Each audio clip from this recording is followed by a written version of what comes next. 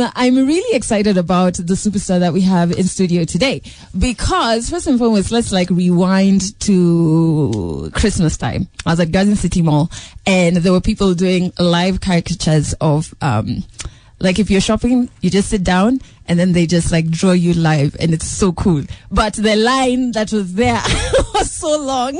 I didn't get mine done. And I was like, oh my God, I must remember to look for these people again. So last week on Friday, I went to an art exhibition of a guy called Paul Njihia. All right. Beautiful art pieces on wood, not canvas, which is what people normally use.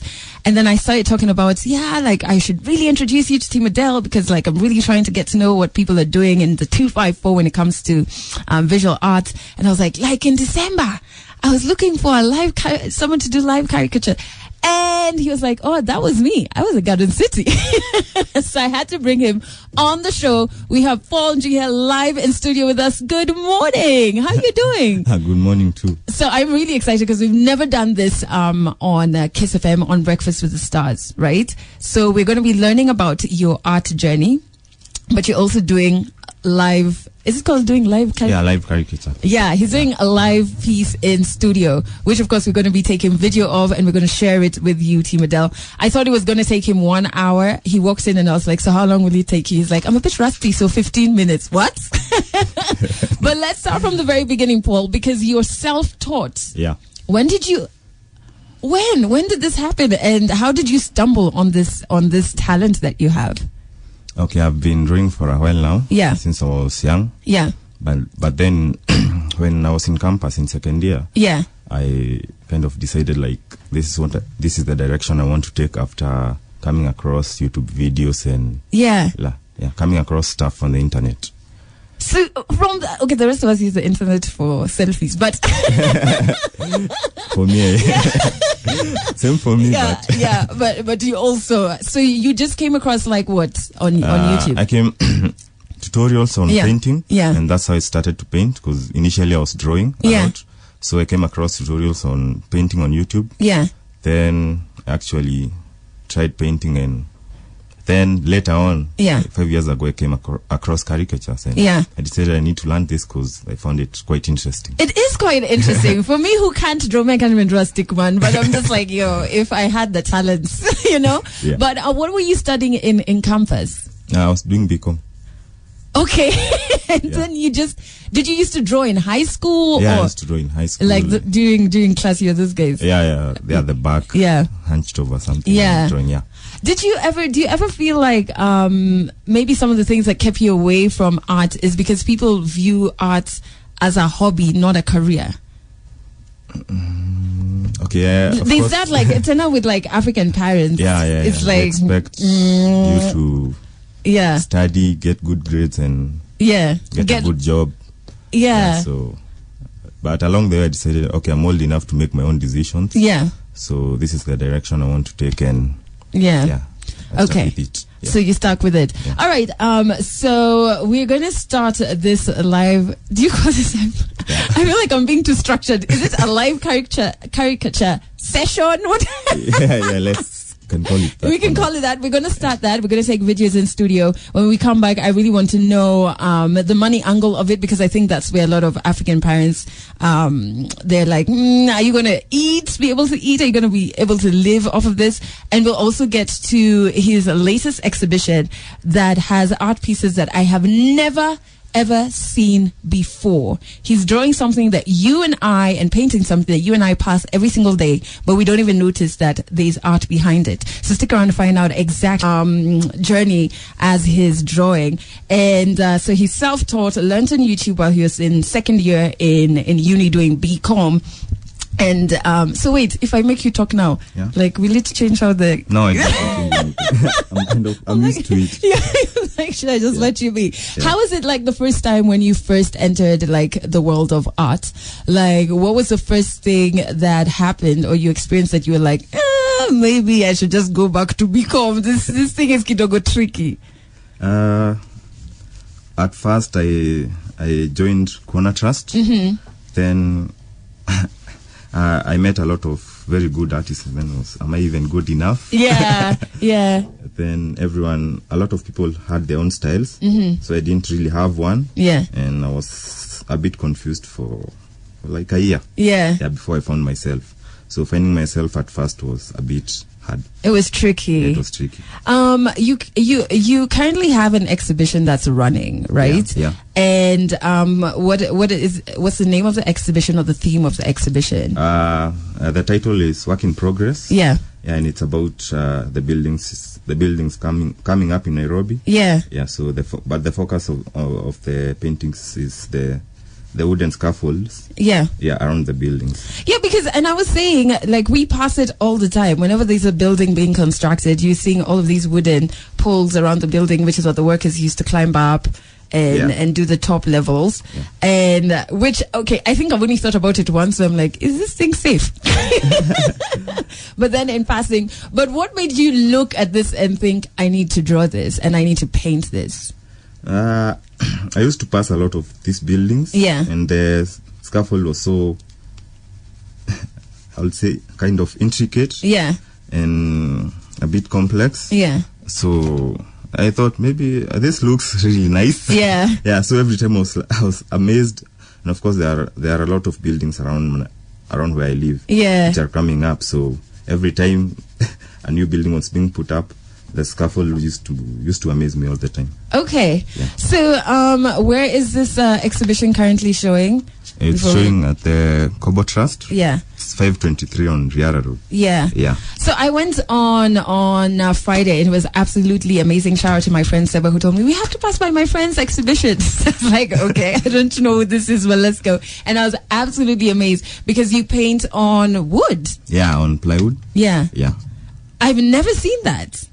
Like most of the times when I go to an exhibition, it's on like canvas. Yeah, yeah. So what made you look at wood and say this is it? But you were giving me even some history of art on Friday. Yeah. That some of the artists that we've celebrated across time also used to use wood.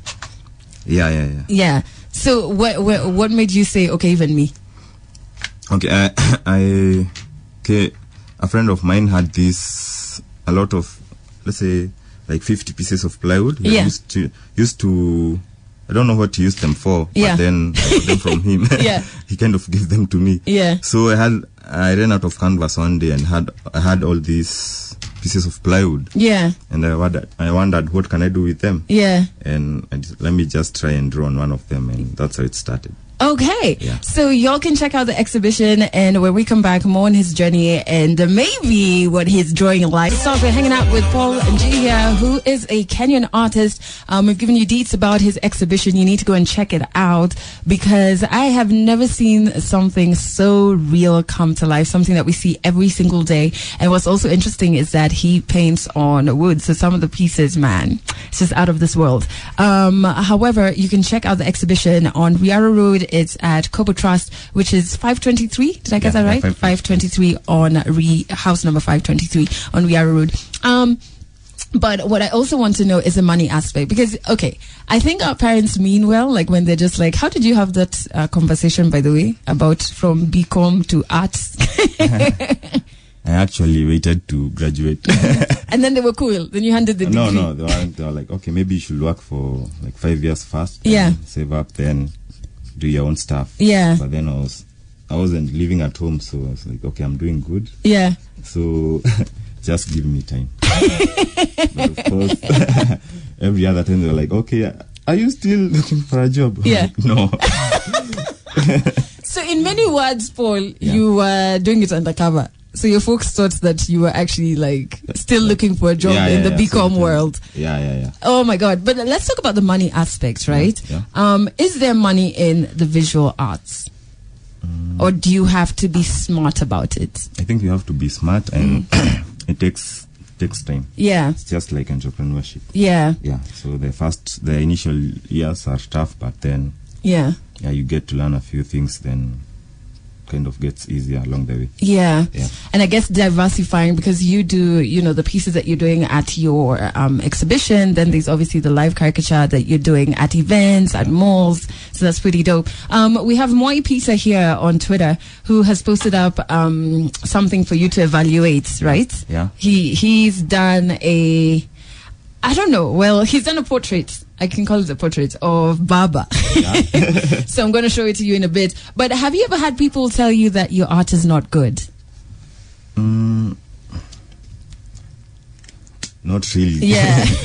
But people have maybe commented okay, you should maybe improve on this. Yeah. This. Okay, initially when I used to do portraits, someone okay, this guy doesn't look right. Yeah. Should repeat. Yeah. I don't want to go over it. Yeah. Yeah, so in my first, when I was in school, that's when I used to do a lot of portraiture. Yeah. I used to get a lot of some people who are this guy doesn't look right. Yeah. Need to go and correct it, yeah. Okay. But then I learned how to go around that. But how do you deal with that? Like when you're a new artist and somebody tells you, hey, by the way, this guy looks like Baba. And this looks like Baba Nani. See Baba. It kind of hurts your ego and stuff like that. So how do you get over that? That used to happen when I started. Yeah. So I had to go back to the kitchen and improve on my skills. Mm-hmm. So as you get better, then you become even more accurate. Okay. Especially with the portraiture. All right. Yeah, but with the caricature, you need to put in more work. So, yeah. And you guys also want to start teaching people when it comes to caricature. For the caricature part. So if I wanted to sign up, where would I do that? You actually haven't put out the call. Yeah. Because we are trying to teach a few guys and see how it works out. Then we'll teach other people. Now it will be open later on. Okay. Yeah. So we're just going to share your online handles so people can keep following. So when you do put out the call, that they can be the first in the line for that. Yeah. I haven't seen what he's done. He's done doing his live caricature of me in studio. So when we come back in the next 5 minutes, it's a great reveal. You guys will just have to go on my gasps if I'm telling him, that's not me. But we're also going to put up a video shortly on our Insta page. That's a very good morning to you. Hanging out with me, Adele Onyango on Breakfast with the Stars. We do have Paul Njihia. We're just talking about pronunciation of his surname, who is a Kenyan artist. I'll tell you about the exhibition that you need to check out. He's done live caricatures in studio. We are about to reveal those in a bit. I haven't even seen mine. But what would you tell somebody who's listening right now and really wants to go into art, but there's a lot of pressure, maybe from paros, and then also you're like, oh my God, am I really going to survive? Is this something that I can see myself doing long term? Because those are fears that you had, right, when you were starting. Yeah. So what's some advice you could give somebody that you wish someone told you back then? I think someone should just research a lot about the area of art they want to maybe follow, the path they want to follow, and then they should take time to make the decision, because deep down you already know whether you want to do it or not. Yeah. But then you're scared of whether my parents will not like it, my spouse, my siblings, whether they'll maybe you can support them or not. Yeah. So you should first know whether you want it or not, then research, then ask yourself whether you can live with the the decision you make, and whether you can put up with the ups and downs. If you know you can put up with the ups and downs, then I think you're ready to. Then you're good to go. You can do whatever you want. Yeah. And do you still, because you're self-taught, do you still check out YouTube tutorials to better your skill? Yeah, I still do. Yeah. Yeah, I still do that, and I read a lot from. I usually check out YouTube and read art books. Yeah, so it's not like I